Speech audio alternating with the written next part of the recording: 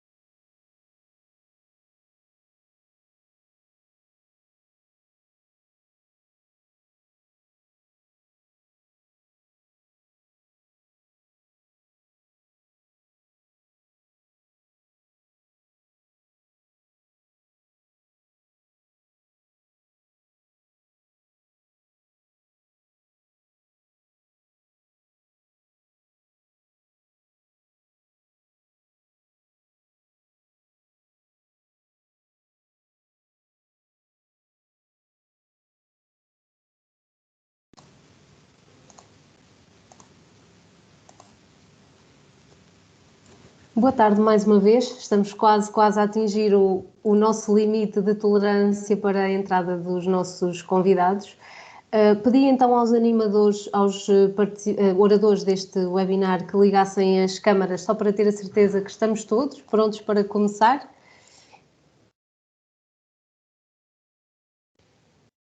Muito bem. Estamos então prestes a começar. Vamos então dar início a este webinar da Saint-Gobain em parceria com o BCSD, no âmbito da nossa Semana do Desenvolvimento Sustentável, que temos estado a comemorar esta semana na Saint-Gobain em Portugal. Começando por mim, o meu nome é Ana Gravato, sou responsável pela comunicação interna da Saint-Gobain Weber Portugal SA e coordenadora de comunicação corporativa, diversidade e inclusão para as sociedades do Grupo Saint-Gobain em Portugal.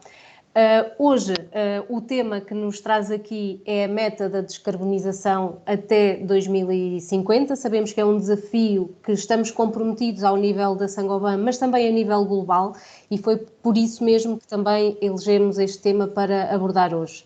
Para nos falar um pouco mais sobre este grande desafio no tecido empresarial português, teremos connosco hoje Catarina Soares, a quem agradeço desde já a participação e a colaboração com a Saint-Gobain, da equipa do BCSD, a quem passo a palavra para nos explicar um pouco mais sobre aquilo que estamos a fazer em Portugal a nível global para atingir esta tão importante meta. Catarina, é consigo. Olá, obrigada, Ana. Então, bom dia, boa tarde, aliás, boa tarde a todos, e enquanto tento aqui partilhar a minha apresentação, aproveito também para agradecer o convite da Saint-Gobain para vir aqui falar sobre este tema tão importante e tão urgente. E penso que agora, se calhar, já estão a ver a apresentação. Sim, exato. Sim? Já. Bem? Ok, sim, pronto. Sim. Ótimo. Portanto, vou então iniciar só com uma breve apresentação. Portanto, como a Ana estava a dizer, pertence ao BCSD Portugal, que só para dar uma nota, a sigla significa Conselho Empresarial para o Desenvolvimento Sustentável, a sigla é em inglês, e portanto somos uma associação empresarial que tem mais de 130 empresas membro, da qual a Saint-Gobain faz parte, e portanto de diversos setores. O nosso objetivo é, então, ajudar as empresas a transitarem para um modelo de negócio mais sustentável e fazemos parte de uma rede global, que é o WBCSD, e que é a maior organização internacional com foco no desenvolvimento sustentável e que está, aliás, presente em mais de 65 países. E por isso, aqui dar-vos nota que, como perceberam, o nosso público-alvo são as empresas e, nesse sentido, temos 3 linhas de atuação, portanto, os grupos de trabalho, formação, comunicação e eventos. Também temos outras 2 públicos-alvos, a parte do governo e, portanto, tentamos, através da advocacy, influenciar as políticas públicas e também a sociedade, que tentamos sensibilizar para estas temáticas da sustentabilidade. E aqui foco só nesta linha de trabalho dos grupos de trabalho, que é a área em que também eu estou inserida, para vos dizer que temos 6 no total, de diferentes temáticas, nomeadamente biodiversidade, cidades sustentáveis, economia circular, cadeia de valor, finanças sustentáveis e o que me traz aqui hoje, que é a temática da descarbonização. E exatamente neste grupo de trabalho temos desenvolvido análises e pensado sobre esta temática e também lançámos agora em março uma publicação que também, no fundo, serviu de base para esta apresentação que vos trago aqui hoje e depois, mais à frente, também vos irei falar um pouco. E por isso, queria só começar por dar uma pequena overview do que é que vou abordar, portanto, iniciar com, obviamente, uma problemática, aliás, um pequeno enquadramento do problema das alterações climáticas, breve. Depois também, qual é que é a agenda internacional e europeia, e depois passando para Portugal, ver a agenda nacional e também qual é que está a ser o desempenho do país. E depois passamos então para a parte empresarial, das soluções que as empresas podem implementar e no final uma breve nota que também nos foi pedido aqui trazer, que são recomendações para os colaboradores. Como sabem, e acabei de dizer, o nosso público-alvo são as empresas, portanto esta não costuma ser o tipo de conteúdos que fazemos, mas trazemos aqui algumas ideias para pensarmos. E, portanto, iniciando aqui com a parte da problemática, como todos sabem e experienciam, vivemos num mundo bastante complexo e o nosso cérebro tem dificuldade em compreender estes problemas mais complexos e que o impacto não é tão direto e não está tão presente no nosso dia-a-dia. E é exatamente por isso que temos esta dificuldade em perceber, então, as alterações climáticas e lembrar-nos que temos de agir agora, porque, de facto, apesar de já ter bastantes impactos, ainda não o sentimos nas nossas atividades diárias. E este sexto relatório e último do IPCC, que foi publicado agora em abril, relembra-nos novamente que as alterações, e reforça que as alterações climáticas de facto decorrem da combustão de combustíveis fósseis e são também estão diretamente relacionados com a atividade humana. E, portanto, ainda traz também a informação adicional de que temos de agir já para conseguirmos ainda limitar a subida da temperatura ao 1,5 grau, e por isso o pico das emissões tem de ser atingido até 2025. E depois, então, até 2030, temos de reduzir a metade ou quase metade das nossas emissões. Ou seja, esta década, o 2030, é de facto a década da ação. E aqui, só para ajudar a visualizar com mais clareza, trago aqui umas imagens da NASA, que vemos que em 136 anos, há 136 anos, aliás, o mundo era muito mais frio e que desde aí já aumentámos 1,2 graus, portanto, com uma revolução industrial pelo meio. Portanto, este aumento de temperatura levou, obviamente, está a levar ao degelo das calotes polares. Aqui temos, por exemplo, o Ártico, já tivemos uma perda de 45%, e só para, uma vez mais, ajudar a clarificar na nossa mente, se a Groenlândia inteira derretesse, o nível do mar subiria 6 a 7 metros, o que corresponde a um poste de iluminação. E se a Antártida derretesse, o nível do mar subiria então 60 metros, ou seja, ficaria ainda acima do padrão dos descobrimentos. E aqui é para dar uma última nota para relembrar que as emissões de gases com efeito de estufa, nós costumamos falar muitas vezes do dióxido de carbono, o CO2, mas temos também outros gases com efeito de estufa, nomeadamente o metano, o CH4. E exatamente que, aliás, até tem um maior potencial de aquecimento do que o CO2. Exatamente por isso, se a indústria agropecuária fosse um país, seria o segundo top emissor de gases com efeito de estufa. Então, tendo em conta toda esta problemática, o que é que vamos fazer, não é? O que é que está definido que temos de fazer para resolver esta situação? Então, ao nível internacional, como sabem, temos então o Acordo de Paris, que foi ratificado em 2016 por 196 países e, portanto, que estabelece o compromisso de não aumentarmos a temperatura média da Terra acima de 1,0 graus, comparativamente à era pré-industrial. E aqui esta imagem, este termómetro que está aqui à direita, o que nos mostra é que atualmente, como disse há pouco, já estamos a 1,2 graus acima das temperaturas da era pré-industrial, e se continuarmos com as políticas e a ação atual, vamos atingir os 2,7 graus, e no cenário mais otimista, vamos, ou seja, que implica, aliás, também atingimos esta meta, que é a temática hoje deste webinar, que é o atingimos a neutralidade carbónica até 2050, iremos até 1,8 graus. Portanto, mesmo assim é necessário ainda aumentarmos esta ambição. Depois temos também os Objetivos de Desenvolvimento Sustentável, os ODS, não é? Que representam as prioridades globais para a Agenda 2030 das Nações Unidas e, obviamente, também tem a ação climática como um dos seus grandes pilares, não só no ODS 13, mas como todos também estão interrelacionados. Temos, por exemplo, também outros ODS que contribuem para esta problemática, nomeadamente o ODS 7, das energias renováveis, o ODS 12, da produção e consumo sustentáveis, e também, por exemplo, o ODS 15, de proteger a vida terrestre. E então, quais é que são as metas que temos de alcançar para conseguirmos endereçar este problema? Temos que, obviamente, para 2050, a neutralidade carbónica, como já percebemos, e depois temos também que, a 2030, devemos reduzir as emissões em 45% face a 2010, isto, portanto, a nível global. E aproveito para fazer já a comparação com a Europa, que temos um pouco mais, a ambição é um pouco superior, reduzir as emissões entre 45% e 55% até 2030. E aqui dar nota que o ano base, o ano de comparação é diferente, aqui é 1990 e aqui internacional é 2010.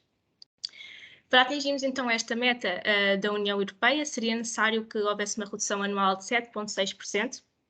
E só para terem um termo de comparação, no ano 2020, ou seja, da pandemia, em que as nossas economias estiveram praticamente paradas, estivemos fechados em casa, a redução foi de 5,8%, ou seja, não atingimos o valor que seria necessário.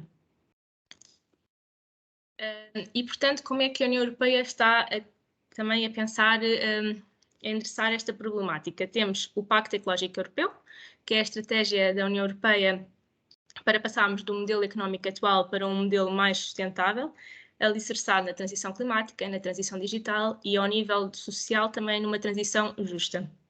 Aqui também temos diversos setores vão ser impactados, um dos quais que será mais impactado é também a indústria. Esqueci-me de dizer no início, mas sempre que possível vou tentar fazer uma ligação com a indústria, que é uma das áreas também de atuação da Saint-Gobain.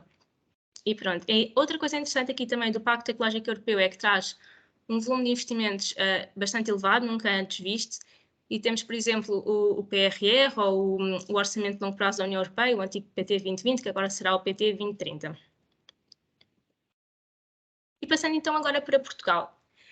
Portugal foi o primeiro país a assumir o compromisso para a neutralidade carbónica até 2050, na COP22, em 2016, e por isso desenvolvemos o Roteiro para a Neutralidade Carbónica 2050, que no fundo é a estratégia de longo prazo de desenvolvimento para Portugal, e depois, então, para concretizarmos este roteiro, foi desenvolvido o Plano Nacional Energia e Clima até 2030. E, portanto, este plano constitui o principal instrumento de política energética e climática nacional e concretiza metas e ações para os diferentes setores até 2030. Temos também, obviamente, outros instrumentos importantíssimos. Dou só o exemplo do Plano Estratégico para os Resíduos Urbanos e da Estratégia Nacional para o Hidrogênio. Ok, aqui trago-vos quais é que são então as metas que existem em Portugal até 2050 e dou só a nota também que esta tabela que estão aqui a ver foi retirada de uma publicação, aquela que vos falei no início, da publicação que nós fizemos, que lançámos em março e que é focada, portanto, nesta temática da descarbonização. E, portanto, temos aqui, por exemplo, que para atingirmos a neutralidade carbónica teremos de reduzir as emissões entre 85% e 90% e, portanto, os que sobram, os 15% a 10% que sobram, será por compensação carbónica através do uso do solo e florestas. E para então atingirmos este objetivo é necessário que em 2030 consigamos reduzir as emissões entre 45% e 55%, a mesma meta da União Europeia. E depois, em 2040, temos então o objetivo de redução de emissões entre 65% e 75%. Nesta tal publicação que vos mencionei, e que está aqui o link em baixo também, depois se quiserem ver, também temos as metas divididas por setores, pelos 5 setores do roteiro para a neutralidade carbónica. Portanto, o que vos trago aqui como exemplo é o da energia e indústria, mas depois temos também da mobilidade e transportes, agricultura, floresta e uso do solo, residencial e serviços, resíduos e águas industriais. E, portanto, aqui na energia e indústria, as metas são nomeadamente relativamente a emissões de gases com efeito de estufa, ao consumo de energia final, ao consumo de renováveis, ao consumo de energia primária, à compensação de emissões e também ao consumo de hidrogênio. Aqui, para exemplificar e dizer-vos quais são as metas para o setor energia e indústria até 2050, tenho aqui estes exemplos sublinhados a laranja. Temos, por exemplo, o objetivo de redução de emissões entre 72% a 88% na indústria, face a 2005. Temos também aqui uma redução do consumo de energia primária de 44% a 47% face a 2015. E no caso do hidrogênio, temos uma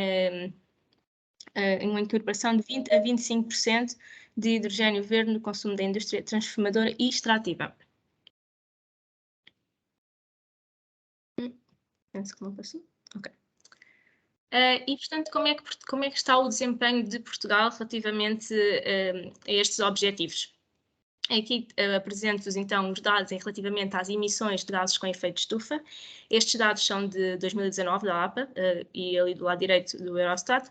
E, portanto, eventualmente também estarão para sair os dados de 2020, mas 2020 não será, portanto, um ano muito representativo por causa exatamente da pandemia. E por isso, vimos aqui que em termos das emissões totais do país, emitimos 63,6 megatoneladas de dióxido de carbono equivalente, o que corresponde a uma diminuição de 5,4 face ao ano anterior e de 13,4 face a 10 anos antes, portanto, 2009. O gráfico aqui em baixo mostra, portanto, a evolução das emissões ao longo dos anos, desde 1990. Vemos que o pico das emissões foi atingido ali em 2002, 2005, e desde aí tem vindo a diminuir, ali com alto e baixo, entre 2015 e 2017, mas pronto, desde 2017 temos observado também uma diminuição. E comparativamente com a União Europeia, é aqui o gráfico do lado direito, vemos que Portugal tem um melhor desempenho, que emite cerca de 6 toneladas de CO2 por habitante, enquanto que a média da União Europeia é à volta de 8. Aqui, assim do lado direito, apresento-vos estas emissões totais, mas divididas por setores. E, portanto, percebemos que o setor da energia é o que tem uma maior contribuição, cerca de 70%, e depois divide-se em, podemos chamar, subsetores, em que percebemos que o transporte é o que tem a maior contribuição, seguido da produção e transformação de energia. Mas, portanto, a indústria também tem um grande impacto. Vemos aqui que na combustão na indústria tem 12,4%, e a parte dos processos industriais e os produtos tem 12,1%, portanto, no fundo, se somarmos, temos 24,5%, não é? Da indústria, da contribuição da indústria para as emissões totais do nosso país. Aqui do lado direito, temos, então, a distribuição do consumo de energia final por setor, portanto, aqui energia e não emissões, e vemos que os transportes, uma vez mais, também são quem consome mais energia, e que a indústria vem logo a seguir. E, portanto, tem, ou seja, um potencial de melhoria, obviamente. Ok.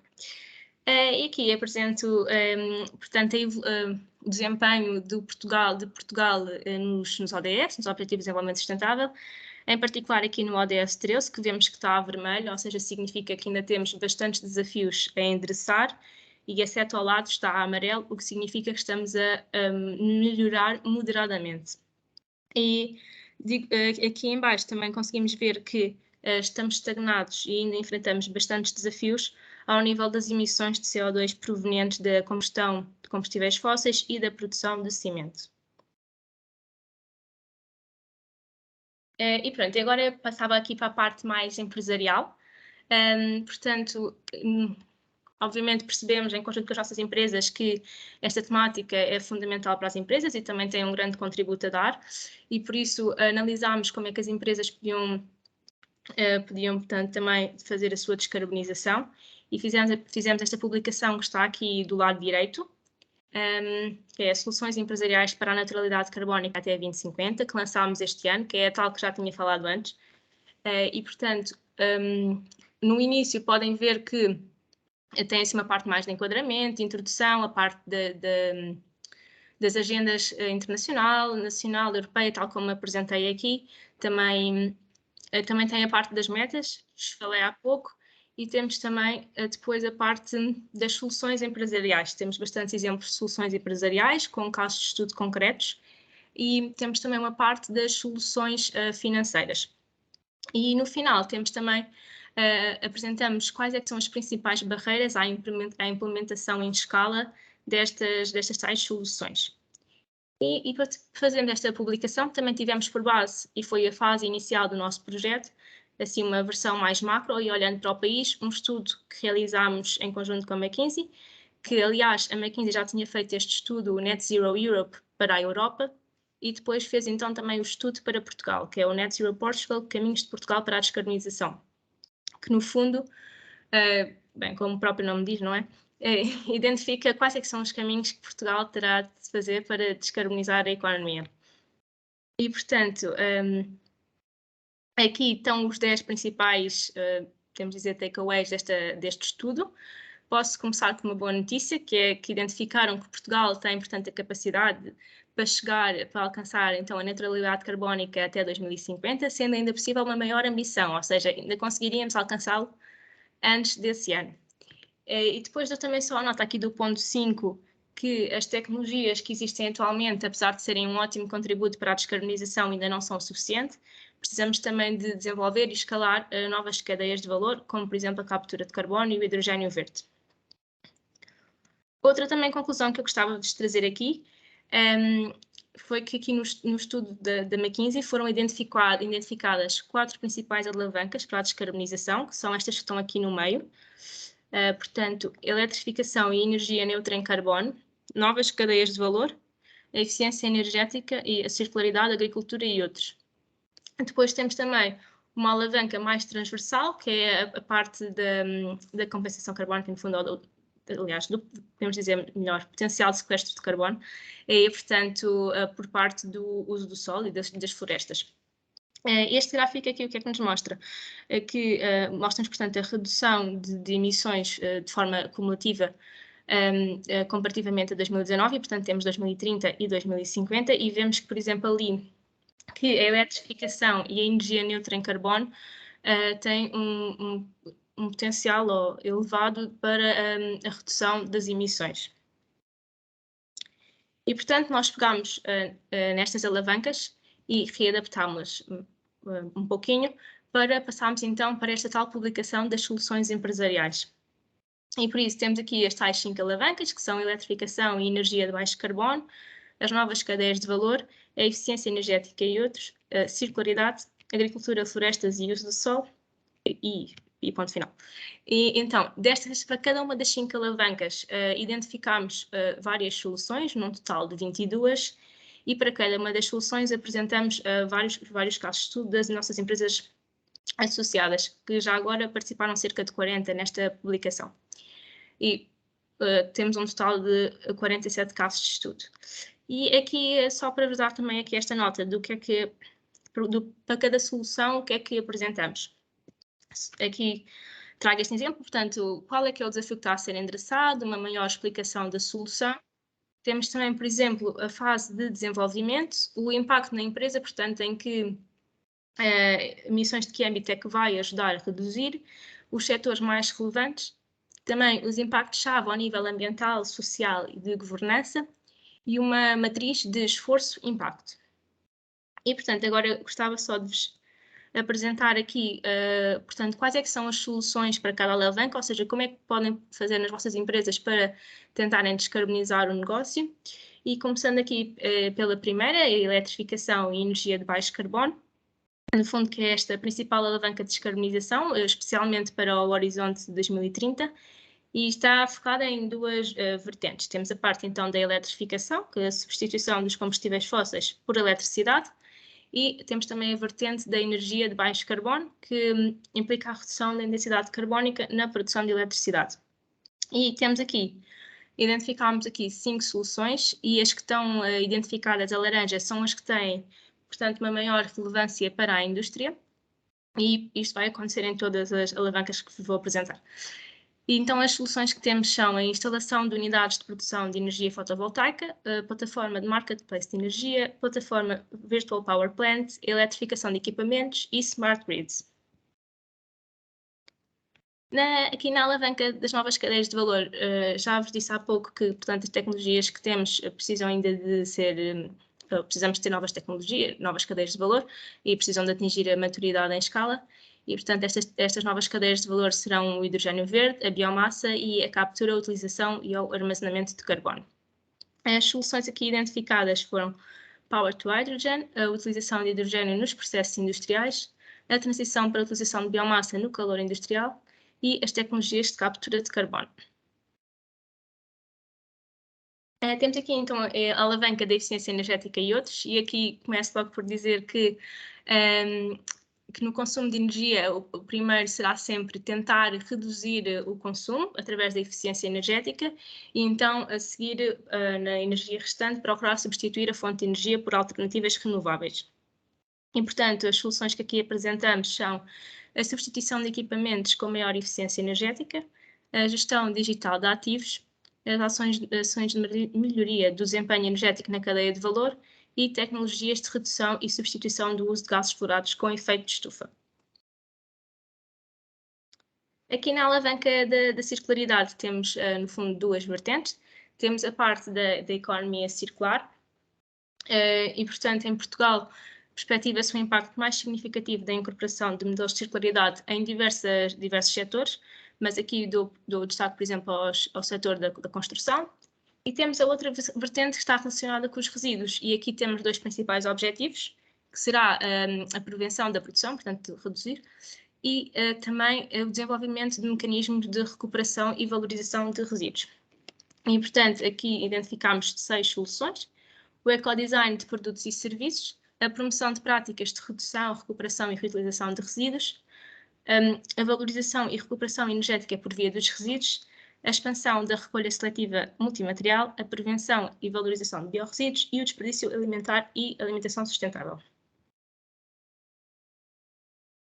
Aqui tenho então a última alavanca, que é a agricultura, florestas e uso do solo, e aqui também a primeira coisa a mencionar é que, claro que as florestas são um ativo essencial para a descarbonização, mas devem ser vistas como a última linha de atuação, ou seja, só para aquelas emissões que não é mesmo possível eliminar ou reduzir.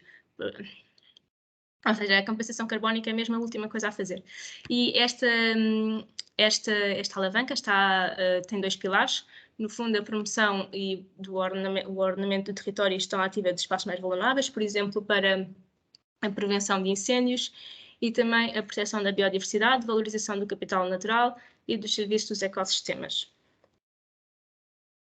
E agora, aqui dou-vos também uma breve ideia das barreiras que existem à implementação destas soluções. São de 5 tipos que estão aqui identificados e, portanto, temos barreiras de mercado, que é, por exemplo, logo à partida os custos imediatos da transição, se bem que a longo prazo terá sempre benefício económico, ou também a necessidade de alteração dos hábitos de consumo por parte da sociedade e mesmo por parte das empresas. Temos também barreiras ao desenvolvimento de tecnologias, por exemplo, o elevado nível de investimento necessário em investigação e desenvolvimento, ou então a integração das novas tecnologias nas infraestruturas atuais. Depois temos também barreiras político-legais, que é, por exemplo, a insuficiência ou a ausência do suporte político para a adaptação das diretivas atuais. Depois temos as barreiras internas às empresas e, portanto, por exemplo, o envolvimento da gestão de topo nestas temáticas da sustentabilidade, ou mesmo a ausência ou a insuficiência de formação em sustentabilidade. E, por fim, temos também aqui identificadas as barreiras ambientais, que são, por exemplo, ameaças provenientes das alterações climáticas, como a escassez dos recursos naturais ou mesmo a qualidade da água. E, por fim, para terminar, como vos tinha dito no início, o nosso público-alvo são as empresas, mas claro que as empresas são constituídas por pessoas e, portanto, também têm um excelente contributo para dar. E por isso trazemos aqui algumas, assim, breves recomendações que os próprios colaboradores podem fazer dentro das suas empresas. Desde logo, podem começar por pequenas alterações nas suas atividades diárias, como tentar utilizar mobilidade partilhada e suave, ou ter melhores práticas de utilização energética, ou otimizar o consumo de recursos. Mas claro que o maior impacto será se conseguirem identificar oportunidades de melhoria no negócio da empresa, porque os colaboradores são quem conhece melhor a atividade e os processos da empresa, melhor do que a gestão de topo ou os consultores que possam contratar, porque eles é que estão no dia-a-dia da empresa e por isso conseguem identificar melhor estas oportunidades de melhoria. Para isso, é necessário que a empresa consiga criar esta cultura de formação dos colaboradores, portanto, não apenas sensibilização, mas tentar mesmo capacitá-los com competências robustas e não só também ao nível da equipa da sustentabilidade, mas também transversalmente a toda a organização. E, portanto, e assim, os colaboradores passam também eles próprios a ser os agentes da mudança. E pronto, muito obrigada pela vossa atenção. Deixo também aqui os meus contactos e o contacto do BCS de Portugal, caso tenham alguma dúvida, algum comentário, qualquer coisa que queiram falar connosco, estão à vontade e muito obrigada pelo... E agora, para a apresentação. Obrigada, Catarina. Muito obrigada por esta tão interessante exposição que nos fez. Penso que também na Saint-Gobain estaremos alinhados com a maioria destes temas e é o que vamos ver agora nas apresentações seguintes. Portanto, passamos agora então para a visão da Saint-Gobain para vos apresentar de uma forma bastante resumida algumas ações que já estão implementadas nas nossas atividades e que nos ajudarão a alcançar a neutralidade carbónica até 2050. E para isso teremos 3 speakers connosco internos das nossas atividades. Portanto, vamos começar por Manuela Moraes, que neste momento é responsável pelas compras e pelos recursos humanos na Saint-Gobain Abrasivos e que nos irá falar de uma forma geral como é que as nossas atividades estão a fazer algumas escolhas do ponto de vista das compras para nos tornarmos mais sustentáveis. Depois passaremos para outra atividade completamente distinta na Saint-Gobain, passaremos para a Ana Fernandes, responsável pela sustentabilidade na LECA, nomeadamente na LECA Portugal, para nos falar do impacto da energia, que também a Catarina nos falou tanto sobre o tema, e perceber como é que numa atividade como a LECA estamos a atuar para melhorar a nossa performance nesta área. Por fim, mas não menos importante, ficaremos com o Pedro Ferreira, também responsável pelo controle de qualidade e investigação e desenvolvimento para as nossas marcas Isover, Placa e Weber, que nos vai dar a conhecer como é que na Saint-Gobain a inovação está ao serviço da descarbonização. Portanto, aquilo que fazemos do ponto de vista da inovação e desenvolvimento para melhorar também esta nossa performance nesta vertente.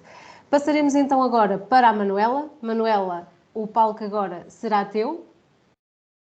Obrigada, Ana, e muito boa tarde a todos. E desde já também muito obrigada pelo convite, por vir falar de um tema que realmente tem preenchido cada vez mais os nossos dias.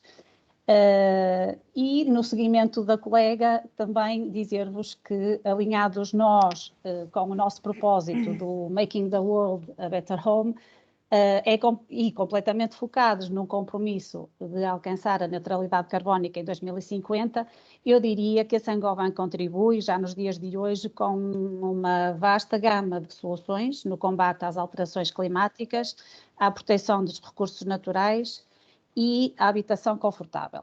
Sim, e inclusivamente também dizer porque, por falar em habitação digna e confortável para todos, que já era um propósito do Grupo Saint-Gobain, agora também temos inclusive em marcha o da cidade sustentável. Portanto, a Saint-Gobain, sendo líder mundial de construção sustentável, preocupa-se em oferecer alternativas de materiais e serviços que proporcionam uma maior sustentabilidade. Diria mesmo que as nossas ações assentam nas mais diversas áreas e até aos dias de hoje temos já muitas iniciativas no aumento da eficiência energética, no aumento do uso das energias renováveis, na redução das emissões de carbono e aqui também muitas têm sido as nossas iniciativas que passo a identificar algumas porque de uma forma um pouco resumida vamos tentar aqui falar sobre elas, mas é muito natural que algumas também possam ficar em falta. É o caso da energia verde, porque em que nós, 100% da energia que é utilizada nos centros Saint-Gobain, quer em Portugal e Espanha, é energia verde. As energias renováveis, onde alguns dos centros produtivos em Portugal também já utilizam painéis fotovoltaicos para gerar a energia. Nas emissões de CO2, onde podemos indicar o caso de processo de fabrico de vidro, o Saint-Gobain Glass, onde se reduz as emissões de CO2 ao incorporar resíduos de vidro. E também na eficiência energética, o vidro, tão conhecido também a marca Climalite, que é composto por vidro baixo emissivo e que vai contribuindo para o isolamento térmico, reduzindo assim perdas de energia, de certa forma, significativas.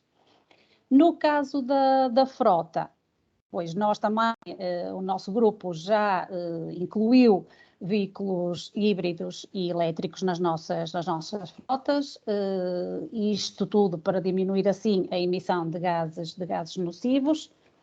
E nos transportes, porque também já temos algumas iniciativas na rentabilização e otimização dos transportes, como têm sido já exemplos do aproveitamento do retorno de transportes nas devoluções de materiais. Portanto, temos já iniciativas nesse sentido de aproveitar a ida e no regresso já fazer também transporte de materiais que devem vir de volta. Também atuamos na redução do uso de recursos não renováveis, na redução do consumo da água, na redução de quantidades de resíduos e alguns dos nossos centros dispõem de produtos com matérias-primas recicladas e que incorporam nas suas produções, neste caso, materiais reciclados. Outros que já têm produtos com matérias-primas naturais, como é o caso do uso da cortiça 100% natural. Temos também, e já atuamos também nas paletes, portanto, paletes que são provenientes de florestas sustentáveis. Na redução de resíduos gerados também atuamos, também temos algumas iniciativas, conseguindo em alguns casos reincorporá-los no processo produtivo. E o plástico também, que tem sido um produto de forte atenção, portanto, o esforço que se tem vindo a fazer na utilização de plástico reciclado e reciclável e consequentemente, a redução do uso de plástico. Ao nível isto tentando concluir um bocadinho que, ao nível das compras responsáveis, as ações têm ido muito no sentido de tentar que desde o início do processo da compra alertar e principalmente estabelecer compromissos com os nossos fornecedores, fazendo-os sentir que as nossas preocupações quanto às boas práticas ambientais, sociais e éticas fazem parte do nosso ADN.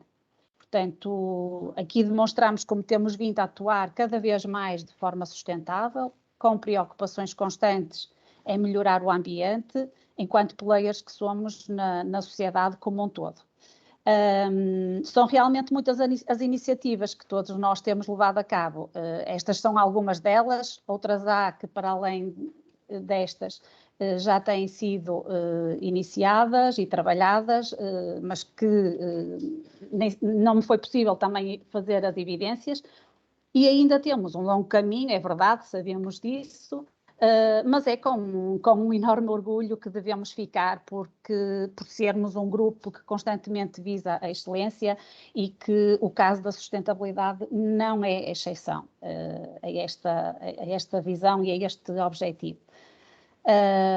Pronto, passo assim e espero terem ficado também com a ideia de que realmente já muitas das iniciativas estão a decorrer. E passava agora a palavra à colega Ana, que tem novidades para partilhar também connosco sobre a energia e painéis fotovoltaicos. Ana, é todo teu. Obrigada, Nélia, e obrigada também, Ana, pelo convite de estarmos aqui hoje a partilhar tudo aquilo que nós vamos fazendo ao longo dos dias e aquilo que nós queremos realmente alcançar num futuro próximo. É claro que, tal como a Catarina já falou, quando falamos em descarbonização, claro que falamos sempre em energia, é logo a primeira ideia que nos vem à cabeça, normalmente, energia fóssil, ou pelo menos que venha de uma origem que não seja renovável, e portanto é claro que numa indústria também é normal que por aí passe o processo de sustentabilidade e o processo de renovação e de melhorar no futuro.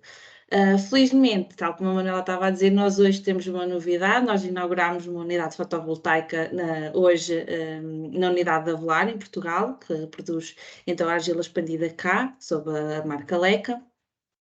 Esta unidade fotovoltaica vai se aliar também à energia já renovável que nós adquiríamos.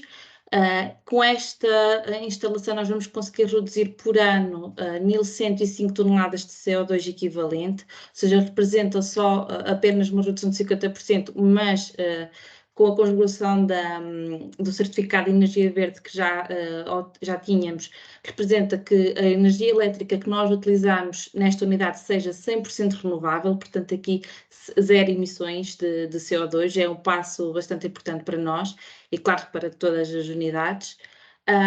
Além disso, nós não nos podemos esquecer que a energia fóssil não é apenas a energia elétrica que nós utilizamos nas nossas unidades. Nós atualmente necessitamos de uma elevada quantidade de energia térmica devido ao processo produtivo que temos na nossa instalação e, portanto, também esta energia térmica tem uma elevada componente fóssil, que neste caso ronda aos 70% atualmente. Nós já temos 30% instituída de energia renovável, já é de origem biológica. Neste caso nós utilizamos biomassa, que é a casca de pinha atualmente.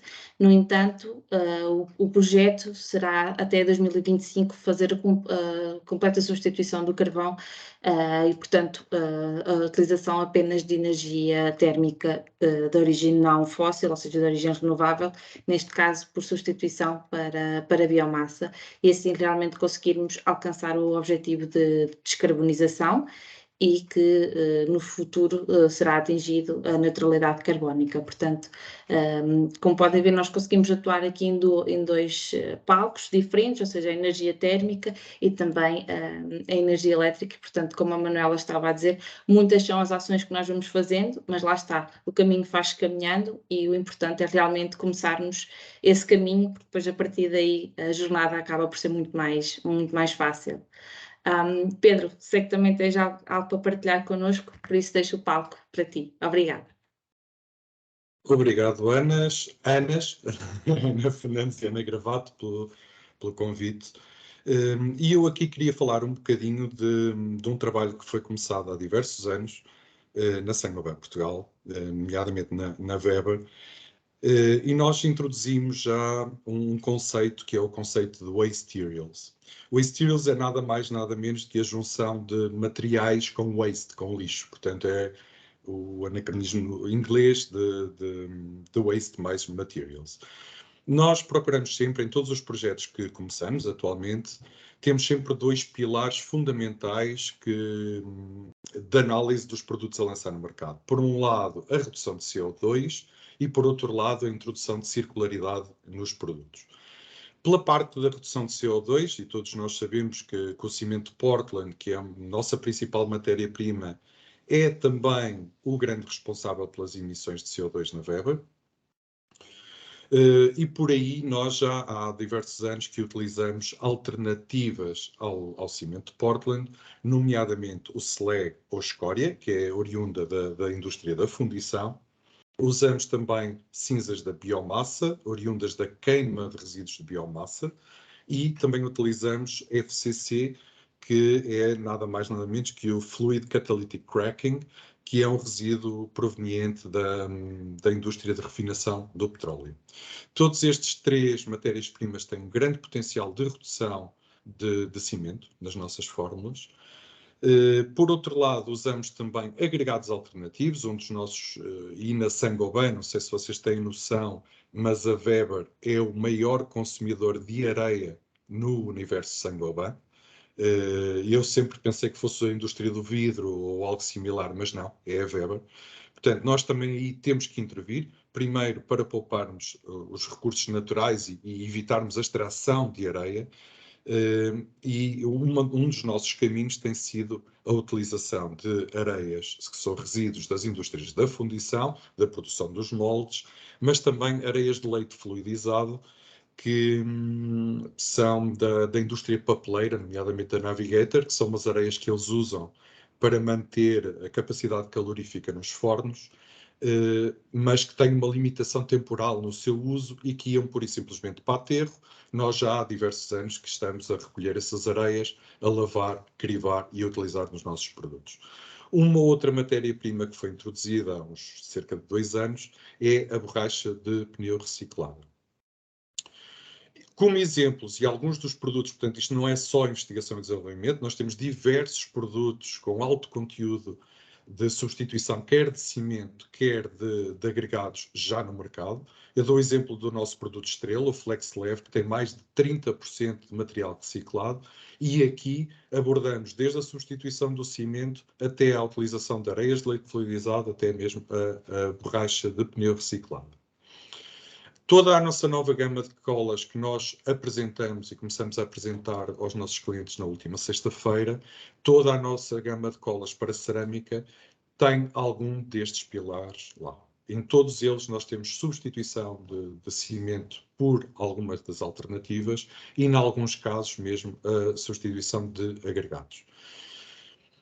Um outro produto que é para a gama da Placo, que é o Ibercontact Plus, que é um produto que é uma ponte de união, vai ser lançado agora brevemente e tem mais de 33% de material reciclado na sua composição. Portanto, todos estes produtos é o nosso grande pilar. O que é curioso é que em muitos deles nós conseguimos introduzir substitutos quer do cimento, quer dos agregados e obter características técnicas superiores ao padrão, o que tem sido curioso e que tem sido realmente muito interessante de trabalhar. Nas nossas linhas de pavimentos, por exemplo, o Weber Floor Base Rapide, Base e Light, são produtos com mais de 50% de material reciclado, e teremos outros exemplos, como o Clima 34, que é uma placa isolante da Isover, que é fundamentalmente constituído por conteúdo reciclado.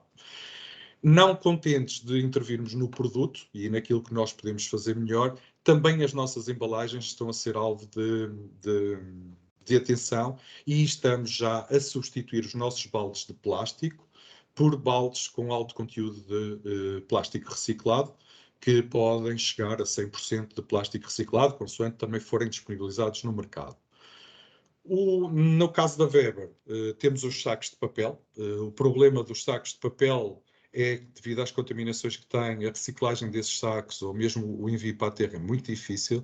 Portanto, nós estamos a trabalhar aqui em dois pilares. Um deles são sacos hidrossolúveis, ou seja, em que nós embalamos o nosso produto e ele pode ser depositado, imaginem, numa betoneira diretamente e depois se dissolve na água da amassadura da argamassa e não temos geração de resíduos. Por outro lado, e onde isso não é possível, normalmente os nossos sacos têm um filme plástico no meio, de forma a evitar a umidade de entrar em contacto com os produtos, e nós estamos a trabalhar com fornecedores de forma a retirarmos esse filme plástico e termos só papel, ou seja, termos um monomaterial que nos vai permitir muito mais facilmente reciclar este tipo de sacos.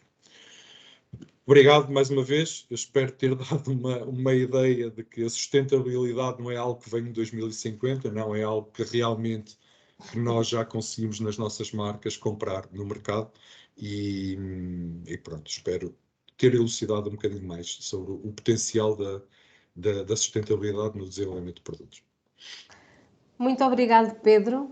Muito obrigada também à Ana, à Manuela e à Catarina, que nos apresentaram várias propostas, várias soluções de como, quer a nível global, a nível do país, quer a nível da Saint-Gobain também no país, mas nas nossas atividades, estamos a trabalhar, ainda havendo muito que fazer, estamos todos conscientes disso, mas estamos já com um percurso que, como a Manuela dizia, nos deve deixar orgulhosos, porque as nossas empresas, não só na Saint-Gobain, mas a nível do país, estão atentas a esta urgência e, portanto, muito há a fazer, mas também muito já foi feito. Em nome da Saint-Gobain, agradecer a todos os presentes, deixar-vos também os nossos contactos para o caso de terem alguma questão relacionada com este tema ou com outro que considerem pertinente entrar em contacto connosco. Lançar-vos também o convite para nos visitarem nas nossas redes sociais e saberem o que temos estado a fazer nesta última semana, que têm sido várias as iniciativas que temos disponibilizado, quer internamente, quer externamente, e convidar-vos também a conhecerem a Cidade Sustentável Saint-Gobain. Nós lançámos na última terça-feira um e-book intitulado Construção Sustentável com Saint-Gobain, onde apresentamos a nossa cidade sustentável e mostramos como é possível construir uma cidade sustentável com as soluções e serviços Saint-Gobain. Portanto, convido todos a consultarem o nosso site, saint-gobain.pt, e consultarem este nosso novo e-book, onde nos apresentam todas as soluções que nos permitem construir uma cidade sustentável. Muito obrigada pelo vosso tempo, espero que tenham gostado e que tenham ficado esclarecidos. Para nós também foi uma honra ter o BCSD connosco e alguns colegas para nos apresentarem as soluções e aquilo que temos vindo a fazer nos últimos tempos. Portanto, da nossa parte é tudo. Muito obrigada a todos, fiquem bem e sejam muito sustentáveis. Obrigada. Obrigado. Obrigado. Até a próxima. Obrigada. Obrigada. Obrigada.